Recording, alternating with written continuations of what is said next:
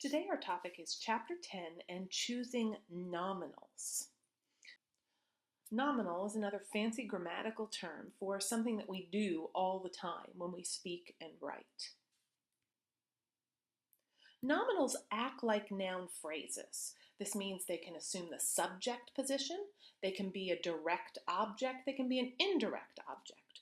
We're going to look at three types of nominals: appositives, gerunds, and nominal clauses. Let's start with the appositive. Appositives are renamers. An appositive is not the same as an adjective. An adjective modifies a subject or another noun. An appositive can replace your subject or your noun. If you open your book to the beginning of Chapter 10, page 191, you'll see several examples of appositives. And what you may notice is that all of these underlined appositives begin with a determiner. All three of them actually begin with an article, the and the. Tim, the deli manager at Giant Foods, used to own a restaurant. We can take the subject, Tim, out and just say, the deli manager at Giant Foods used to own a restaurant. This appositive can replace another noun.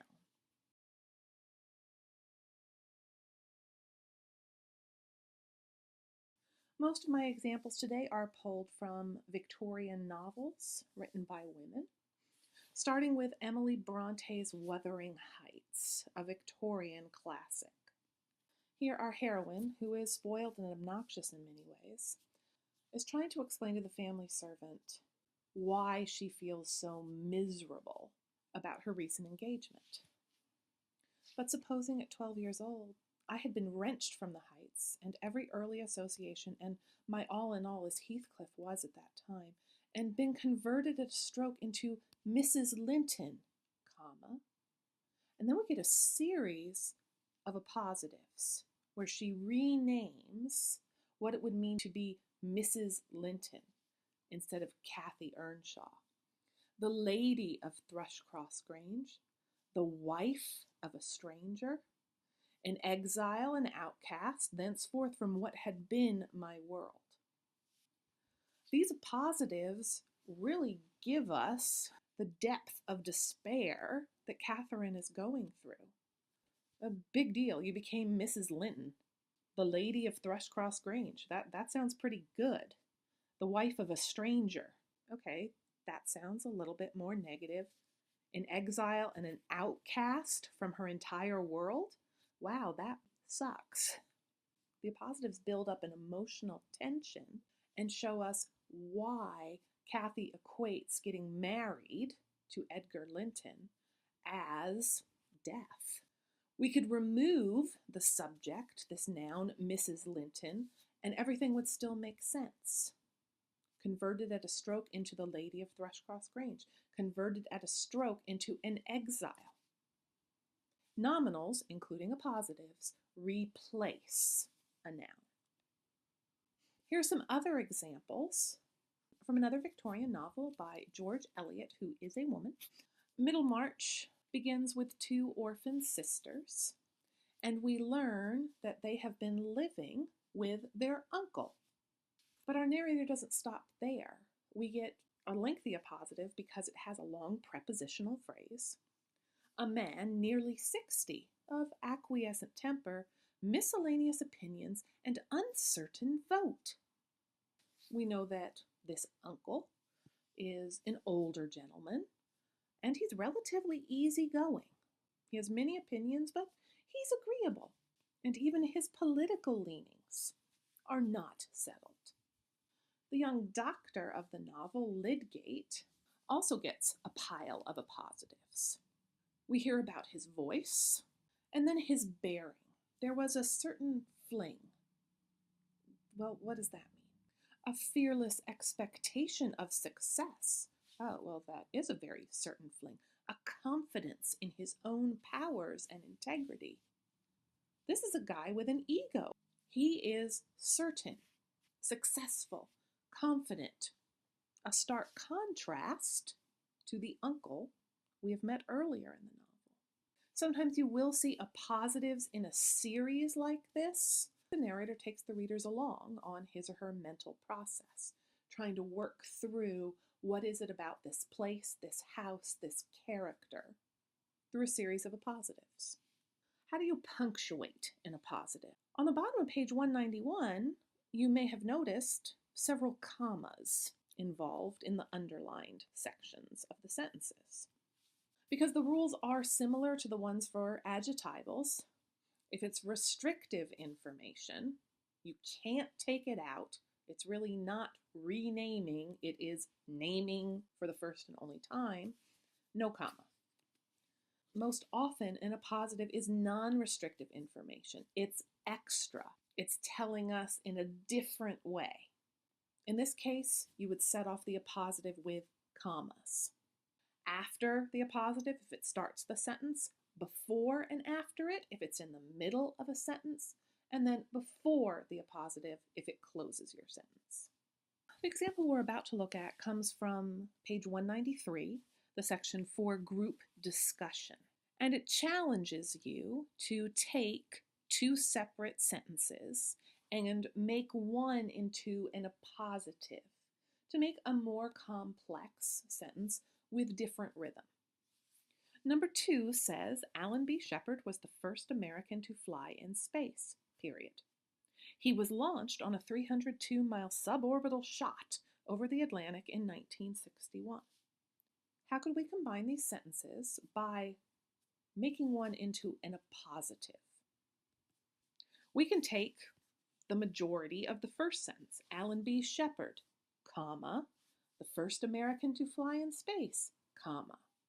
This is an appositive. It's a complete noun phrase that is renaming and giving us more information about Alan B. Shepard. We can take this out of the sentence.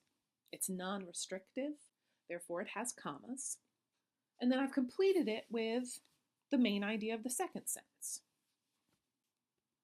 How else could we do this?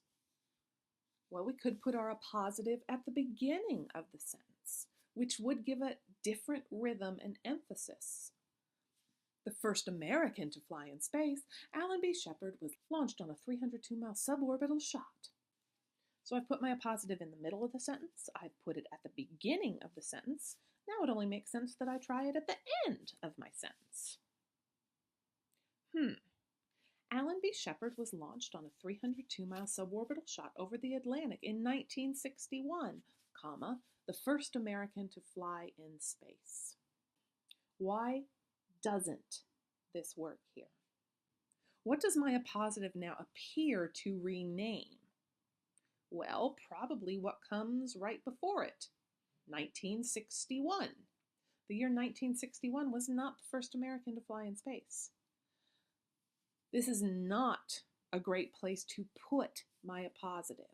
I do have to think about the meaning when I am placing these phrases. You do have other options when it comes to punctuating an appositive, but you want to reserve the colon or dash for those appositives that require a dramatic introduction. Remember, a colon pulls focus. It makes us stop. We saw the test, colon, a 50-question essay exam. I could set this off with a comma, but isn't it much more dramatic this way, especially the way I read it? A colon with your sentence closing appositive can reinforce your end focus, can stress the new information in your known new contract, and so forth. You can also do sort of a broad reference appositive where you're summing up an entire idea in one beautiful noun phrase.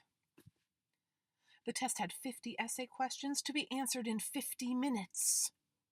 A daunting task. The test, the essay questions, the time limit, all together, broadly, this is a daunting task. Second class of nominals that we're looking at in Chapter 10 is the gerund. Gerunds are our present participles, ing verbs, that can act as nouns, subjects, objects, subject complements. Take a minute to look at page 198 for some examples. Here's some more examples. Learning grammar is fun.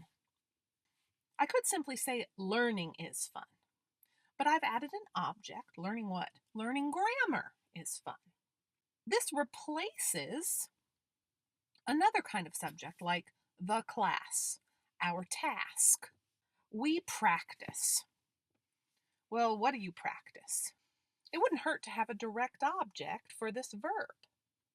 We practice diagramming sentences. The challenge is, here I'm looking for a subject complement. I'm looking for clarification and a renaming of what is the challenge. Well, it's choosing adjectivals.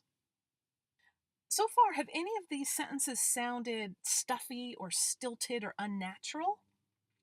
I hope not, because we use gerunds quite a bit when we speak and when we write. I study by doing what? I need an object for my preposition. I study by reviewing my notes. Doesn't this sound more natural than I study through a review of my notes? The challenge is our choice of adjectivals. Gerunds can really help with sentence flow, compacting your sentence so you get the idea across more effectively, more quickly. Here's a passage from Emily Bronte's Wuthering Heights that shows two gerunds as objects of prepositions. It was sweet, warm weather. Too warm for what? Traveling. Our narrator could easily have said too warm for travel, but instead there's a gerund. Next, but the heat did not hinder me from what? Enjoying the delightful scenery above and below. How could you rewrite this without a gerund? The heat did not hinder me from enjoyment of the delightful scenery. But in many ways, it's more conversational, more natural to just say enjoying the scenery. Here are some further examples of gerunds in very natural sounding sentences. Taking 6 classes is a bad idea. There's a smiley face here because this is grammatically correct. What is a bad idea? Your proposal is a bad idea. Your schedule is a bad idea. Taking 6 classes is a bad idea. My roommate objected. Why? To my playing polka music. This is a point that our book raises. You would not say objected to me playing polka music. You would use the possessive, my playing polka music. You would not say the teacher complained about us talking in class. What would you say instead? What would be the purely grammatical way of dealing with this gerund? The teacher complained about our talking in class. You use the possessive pronoun. Finally, nominal clauses as types of nominals. If you're like me, when you read chapter 10 and saw the phrase the nominalizer, you immediately thought of the Terminator and clauses running around saying, I'll be back. But hopefully you're not me, and you just think this is a swell way to remember a specific name for a type of that clause. These clauses answer the what question posed by the rest of the sentence. What does this mean? I can't believe. What? What can't you believe? That the paper is due so soon. This whole that clause is taking the place of another noun. This is a passage, again, from George Eliot's Middlemarch that is full of that clauses. The sun was low when Dorothea was thinking, what? That she would not go down again, but would send a message to her husband saying, what? That she was not well and preferred remaining upstairs. She had never deliberately allowed her resentment to govern her in this way before, but she believed now, what? That she could not see him again without telling him the truth about her feeling. And she must wait till she could do it without interruption. He might wonder and be hurt at her message. It was good. What? That he should wonder and be hurt. Her anger said, as anger is apt to say, what did it say now? That God was with her, that all heaven, though it were crowded with spirits watching them, must be on her side. This is a passage that's letting us into Dorothea's thoughts, and she essentially is rationalizing how she's going to deal with her frustrations with her husband.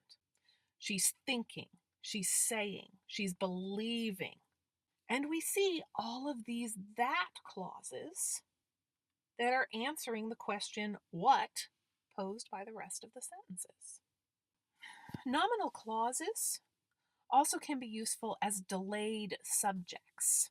You can start with sort of an it cleft. It has been, it was. Then you need a verb and a nominalizer. Here's an example. It has been, I need a verb, found. It has been found. What? That short study sessions work. Oh. See in italics, our nominal phrase. It answers the what question. A little bit of practice, because you know how much I love to have you practice. Take this sentence and create a delayed subject by starting with it was or it has been, a verb, and then break out the nominalizer. Make a that clause. Here's what I mean. It has been, I need a verb, proven that law school admissions can be competitive. I bet you use sentences like this all the time when you are writing expository essays. Because it sounds very official and scholarly, I've just added 5 words to my word count. I still need to follow this up with who proved this. The other thing that this delayed subject does is that it plays into the known new contract. It plays into end focus. It has been proven. Okay, I guess I know that. Where's my new information? What am I supposed to remember? Law school admissions can be competitive. And now this can start off my next sentence. Competition starts with, etc., etc. What about sentence rhythm? How would you read the first sentence? Law school admissions can be competitive. Law school admissions can be competitive. Law school admissions can be competitive. There are a lot of words here that I could stress. What about my delayed subject? It has been proven that law school admissions can be competitive. Would you read this with some stress, some rising intonation on the proven? Possibly. What would you do with this sentence? I want you to do the same thing as with the first one. I want you to add some sort of it phrase, then a verb, then a nominalizer that clause.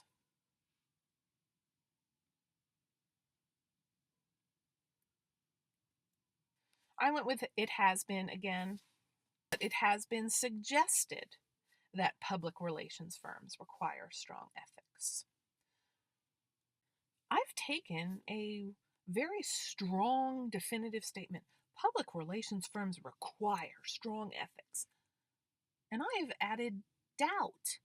It has been suggested that. When you see a phrase like this, how certain are you?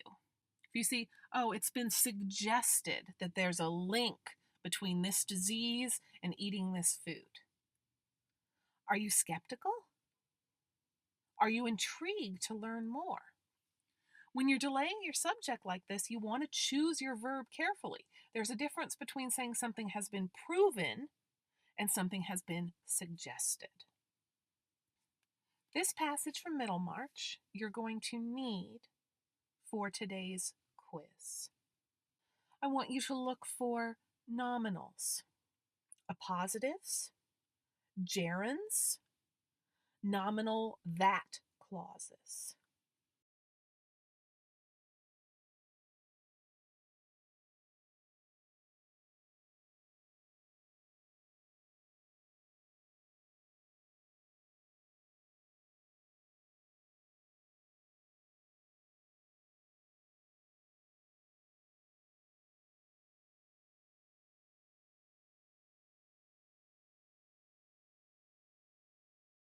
Here's a recap of chapters 8, 9, and 10. In chapter 8, you learned that adverbials modify verbs, and there's a bunch of different ways to do this. Chapter 9 showed you that adjectivals, in all of their multiplicity, modify nouns. Chapter 10 is all about how nominals replace nouns. It may seem to be a subtle distinction, but it is really very important. You cannot take a noun subject out of a sentence and just leave the adjectival there. By contrast, you can remove that noun, leave the nominal there, and have a logical, sensible, completely grammatical thought.